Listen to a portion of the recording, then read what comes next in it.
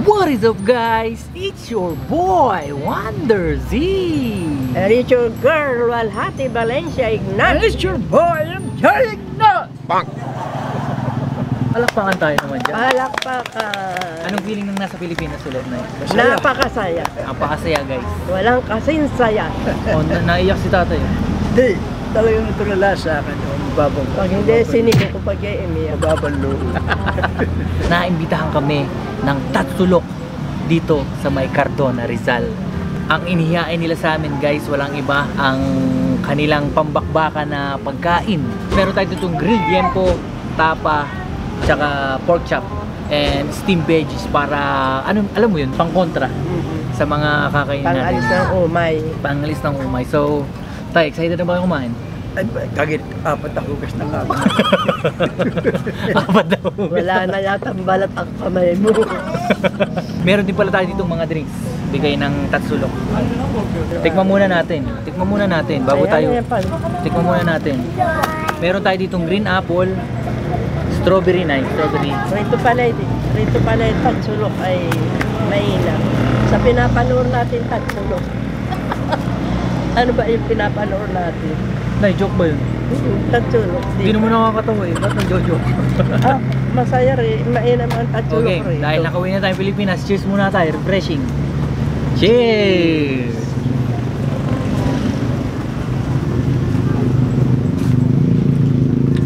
Uy, baka tumulong ako natuluan na. Ano? Sarap. Tabi muna natin yan dahil ito talaga ang pinunta namin dyan, guys, yung mga pagkain. Dahil kilala nyo naman kami sa mga mukbangan, so hindi kami magpapauli pagdating sa kainan. You know what I'm saying? So, imbitahan mo na sila. Tayo, imbitahan nyo na sila. Oy, pare na kayo. Tayong lahat ay kumain dito sa Tatsulok. Napakasarap ng Hindi mo pa nga natitikman. hinaharap na pagkain. Masarap sa mata. Pero, totoo daw ba ang balita na masarap kumain dito sa Tatsulok? Tikman natin. Tikman At natin. talagang naaamoy ko yung masarap. Okay. Kahit na. Bike na, guys. Okay na. Guys, make sure meron kayong pagkain dyan sa harapan ninyo. Para Sabay-sabay tayo kakain, mga kapamilya, kapuso. Kain na tayo. Kain na na. So, ang una kong babakbakan, guys, itong pork chop.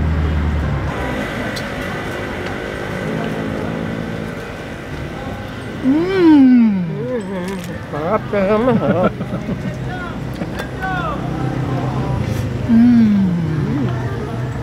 Guys, kaya pala nakaputi kami ngayon kasi sobrang init kahit umuulan na ngayon. Ano?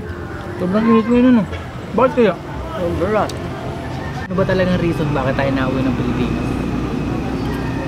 Ano? Eh, siyempre, gustong-gusto nating makauwi rito. Ito yung tapa, guys. Oh. Nasasabig Siyempre, na pag ako. Sa sariling bus. Abay, maligaya tayo. Wala kami hindi rito. Kaya kami napisit rito sa Tatsulok. Ay, inaharap na mga masasarap na mga luto. Pagkain Pilipino. Pagkain Pilipino. Meron talaga. Kasi ang kinakain lagi nila na sa US, ano ba kinakain nyo? Pagka morning, ano kinakain nyo? Kapit na tayo. Yung bread, toast bread, mga ganun. Tsaka mga kung ano-ano. Hindi sila kumakain ng kanin. Pero pag nandito kami sa Pilipinas, guys, kanin ang breakfast namin. Kamusta naman yung tapang kinakain nyo? Masarap. Masarap. Walang hindi masarap. Masarap. Tignan ko naman ito, guys. Wala napakarami. Kaming matandaan na maliit lang kami kumain. Pero pagka mukbangan, malalakas kumain. Guys, oh my goodness. Talagang, kaya isa rin sa mga reason bakit ako napadpad dito kasi gawa nga nito. Sobrang excited akong kumain ng mga pagkain Pilipino. Kaya, eto, dinala kami ng tadhana dito. And I'm lucky kasi kasama ko si nanay at si tatay. You know what I'm saying? Sorry, hindi na kami makapag-istorya. Sarap ng aming kain. Dahil malapit tayo sa lugar nyo. Alam ko, namimiss na nila yung kwento niya. Ano bang pwede nyo yung kwento sa buhay nyo sa Cardona? Ano bang naging trabaho mo dito bago ka mapunta ng Amerika? Abay ako taong bahay. Taong bahay ka na po. Oo. Ano yung mga experience mo, yung mga trabaho mo? Ano? Abay nananahi. Hmm. Nagtitinda sa palengke ng israng huli ng tatay. Ay guys, meron pa kaming gagawin content. Pupunta si nanay sa palengke dito kung saan nagtitinda siya dati. Bibisitahin namin yung mga kaibigan niya. Titignan natin kung may buhay pa. Oh, tuloy. Bago ko nagpalengke, nanahi muna ako. Balita ako, nag-teacher ka daw dati ah. Naku, hindi ako teacher. Ako'y elementary graduate lang. Oo. Nakaranas ka ba magtinda-tinda ng mga kung ano-ano? Hindi. Hmm. Hindi.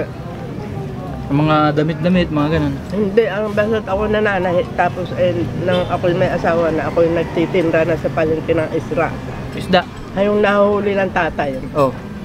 Tinari kami ng baboy sa Binangunan. Namimili ako ng baboy na sa palibot rito hanggang Laguna. Eh, sino kumukuha ng sweldo? Ako lang po pamili ng baboy. Ha? Sino kumukuha ng sweldo pagka may sweldoan? Sweldo. At dito sa Palada, kapasal, sa bahay naman, kabila lang nanay, yung kakakawin tubo. Di ba mag-asawa nga kayo? Siya nakakaano ng pera. Sino humahawak ng pera pagka yung sweldoan? Di ba mag-asawa kayo? Aba, siyang nagsusweldo, di siya. Binibigyan ba siya ng pera? Hindi nakikialam mo sa mga kasahal ko sa mga tao. Kung ako lang nakakahawak mo siya. Ng pera mo? Eh, pagka pera mo? Eh, siya naman ang Di lang sa akin pagka-pera niya. problema sa... Pagka nagkakapera si tatay, nakakakuha ka din.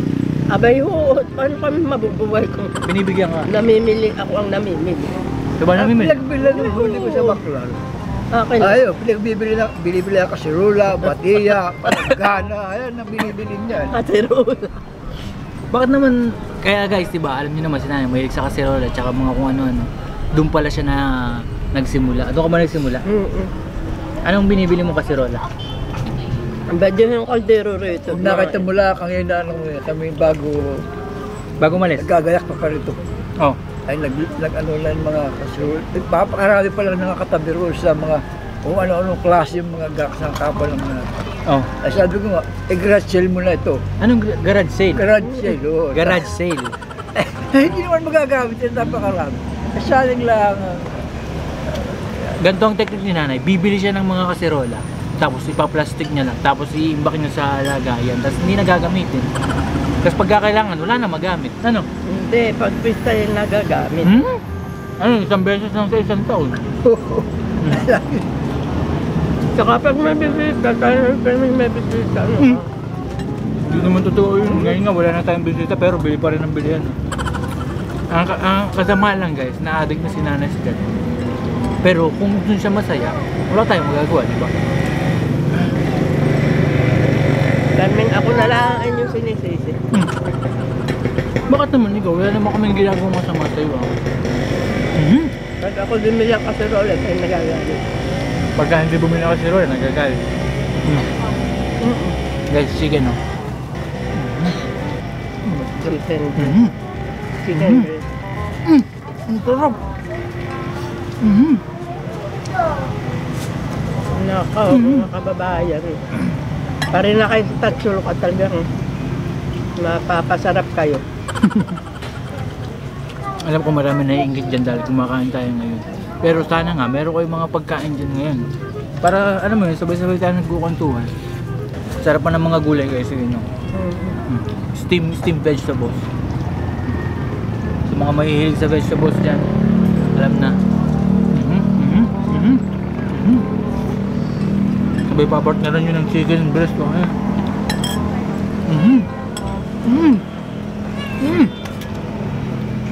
sabay higup na sa bawo. Humihingi ang puso. Hindi na makapagsalita. Kain. Ano? Ba? Alin mo na natin.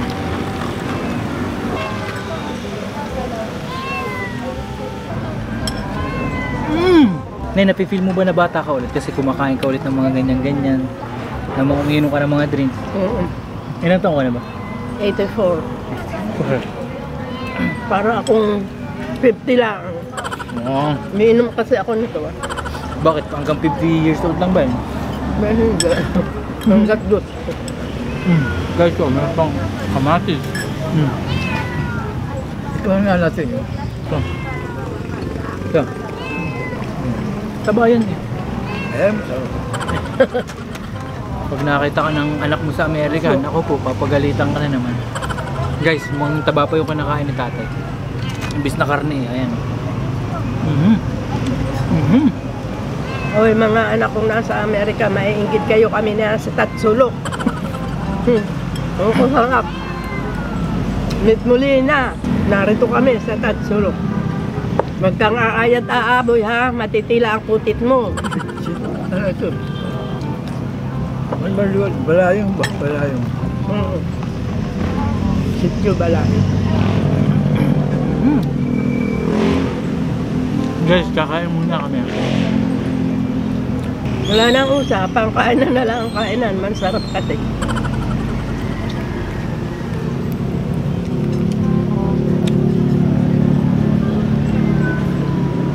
Simot. Ano ba ang usawan? Ayan. Simot ang steam. Guys, sa totoo lang, sobrang excited ako sa mga magaganap na mukbang pa. Kasi, nandito na nga kami sa Philippines, so madami tayong lugar na mumukbangan. Please comment down kung ano yung mga lugar na gusto nyong kainan namin. Ano? Basaan ba? Saan bansa niyo ba gusto? Gusto nyo pumunta tayo ng Baguio, Siargao? Paperbahala, hindi ko Ilang araw na ako rito eh. Ayaw.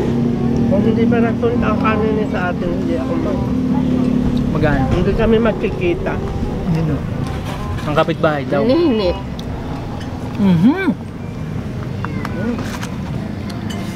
Uy, walang mumong matitira. Mahirap magsaka. Walang matitira kahit isang buti. Guys, tapos na ako kumain. magsaka. Ano? Okay Kamusta na. naman? Busog na ako.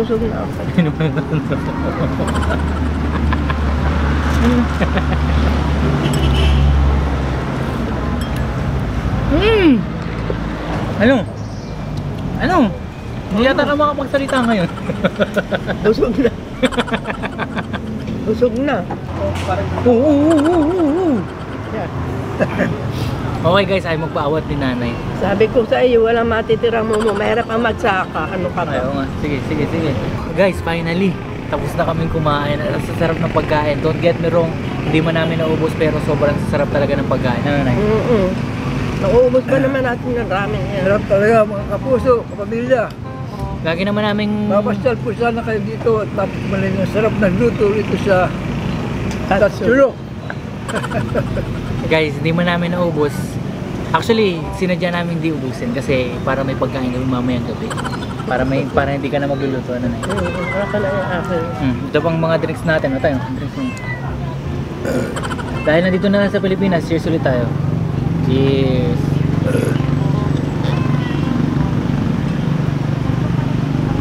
Okay, wala muna tayong shoutout ngayon pero magsa-shoutout tayo pag nag-comment down kayo dyan sa baba. At sa mga kaibigan ko dyan at mga subscribers na nanonood, try to visit Tatsulok dito sa may Cardona, Rizal. Malalaman nyo kung bakit Tatsulok ang pangalan pag nabisita nyo at ang sasarap ng pagkain guys. I guess hanggang dito na lang. Maraming salamat sa panonood. Sana nag-enjoy kayo. Yun lang. We'll see you guys to the next one. Iskere! Lakasan mo. Iskere! Lakasan mo pa. Iskere! Oh. Ay, lakas. Ay, naubos na rin sa dalawa. Tayo ikaw. Iskere! Pero bago po natin tapusin, meron po akong tanong. Saan po ba matatagpuan itong Tatsulok? Ayan, matatagpuan po ang Tatsulok Garden Cafe dito sa Sitio Balayong, Barangay Kalahan, Diversion Road, Cardona, Rizal. Kaya punta na po kayo dito. Bisita na kayo guys. Tsaka yung mga social account nila nasa baba lang. Okay? Kaya bisitahin nyo, check nyo ang sasarap ng pagkain. Yun lang. Bye!